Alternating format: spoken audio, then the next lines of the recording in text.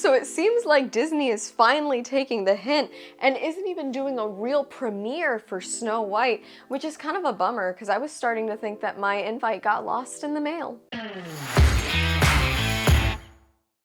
Hey y'all, SnarkyJay cosplay here. So Hollywood insiders are now reporting that Disney is massively scaling back the premiere of the much anticipated live-action Snow White remake amid controversies. Now what I find interesting is what Variety seems to think is toxic and what it seems to think is controversial unfairly, but we'll dive into that in just a few minutes. Now if you're unfamiliar with Disney premieres, they're usually massive. They roll out the red carpet, they invite past and present stars, they invite photographers, press, celebrities that have nothing to do with the movie, and they also invite literal masses of Disney shilling influencers to either cosplay or just fill seats at the premieres. I mean, they're usually grand affairs. However, when it comes to Snow White, which is literally a remake of the film that put Disney on the map, they've really scaled things back. Disney is literally just doing a pre-party and a screening at the El Capitan Theater. And it's not even some glorious night occasion, it's in the afternoon on March 15th. Of course, the stars will be there. Our much adored Snow White herself, Rachel Zegler, will be there. Weird. And the incredibly wooden evil queen, Gal Gadot, will also be there. What did you say?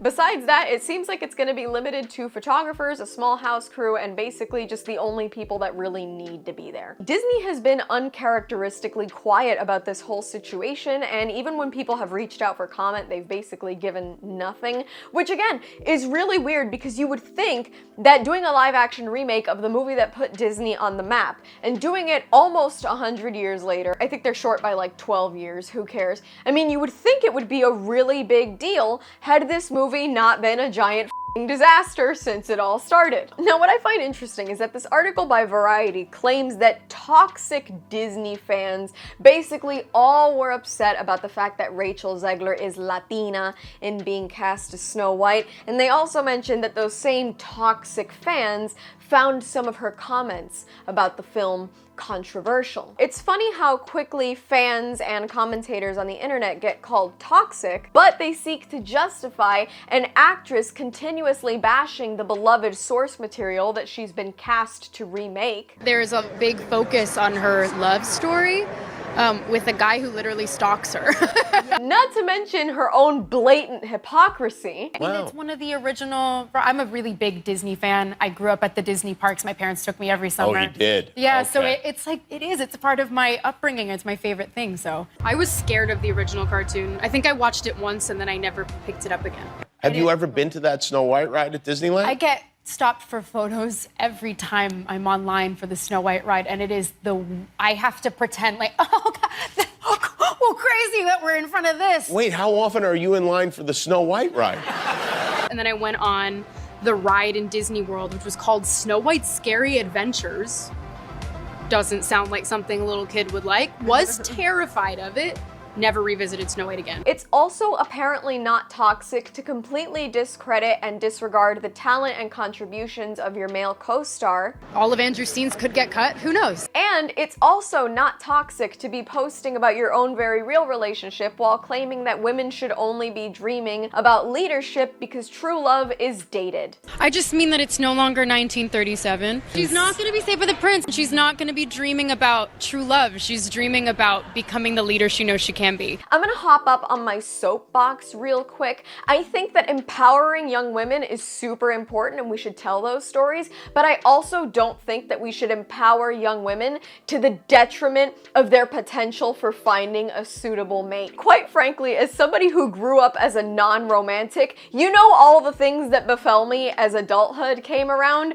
Real leadership, stress, responsibility, all the things that this Snow White is apparently dreaming of, yeah, they kind kind of just happen when you grow up. You know what doesn't just happen? A prince that finds your fucking woodland fairy singing so charming that he decides to marry you right then and there because he must have you and adores you so much. That is a fantasy, genuinely. And I think we should be allowed to dream about fantasy and appreciate that, as well as acknowledge our own inherent internal power. These things can coexist. They're not mutually exclusive. Quite frankly, I find the need for girl boss Snow White absolutely nonsensical, but that's just me being old-fashioned, I guess. Anyway, the Variety article also brought up the controversy during the film's development that supposedly caused several millions of dollars worth of reshoots when Peter Dinklage came out and claimed that there was some sort of stereotyping going along because of the whole, seven dwarves thing. So then their next move was to make 7 diverse people,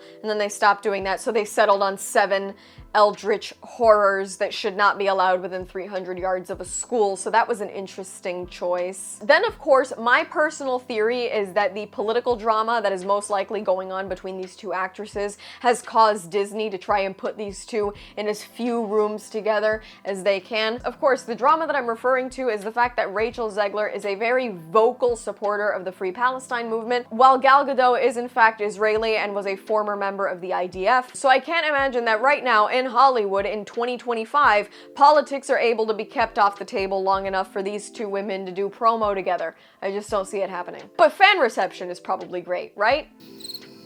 Why do I hear crickets? Probably because even though the trailer on Disney's YouTube gathered over 12 million views in just 3 months, it also has a ton of dislikes and people making fun of it. Essentially, it got roasted into oblivion. And it's obvious how little they're doing for this movie, not just in terms of the premiere, but in promotion in general. I remember there was a ton of promo for the live-action Lion King remake, but that also was pre-COVID. So just a little more recently, we got the live-action Little Mermaid remake, and yes, the budget for that was so overblown that Disney actually lost money on it, but in terms of marketing, you could not throw a rock in a Target without hitting some sort of merchandise tie-in for the movie. They did so much promo to sell that movie. And with this one, it's like they're basically just taking the loss lying down. I mean, honestly, my thoughts were that all the money that they saved on hair and makeup by just making Rachel Zegler look like Lord Farquaad instead of Snow White, I thought those savings were gonna go into marketing the movie, but apparently they're just trying to pocket it, so maybe they won't lose as much on this one. I don't know. Maybe Disney finally learned their lesson, They've seen all the controversy, they've seen that it's not going away, they've seen that they probably just made a movie that even without the controversy isn't very good. So maybe they're just not gonna shove it down our throats. Maybe this is gonna be a very short premiere. As of the time of this video's recording, we're actually 9 days away from getting this live-action remake in theaters. Not much time left for promo, so I guess this is what we're going with. And thinking about it, you guys already know that I'm gonna have to watch this movie. I've spent too much time talking about it to not watch it. I'm not happy about it. I don't want to sit through this, but I will watch it and I will try to be fair. So hopefully in 9 or 10 days time, we can come back together and talk about this like old friends. Old friends who belong to a very exclusive and much talked about group, the toxic Disney fans. And that's all from me. I've been SnarkyJay. Thank you so much for watching. Please don't forget to like and subscribe. For more SnarkyJay, be sure to check me out on Instagram. And if you'd like to support me, this channel, and my content creation, do check out and consider subscribing to my Patreon for exclusive photo shoot sets and cosplay content. I'll add links to all of those in the description below. And let me know your thoughts on Disney scaling back that Snow White premiere in the comments below.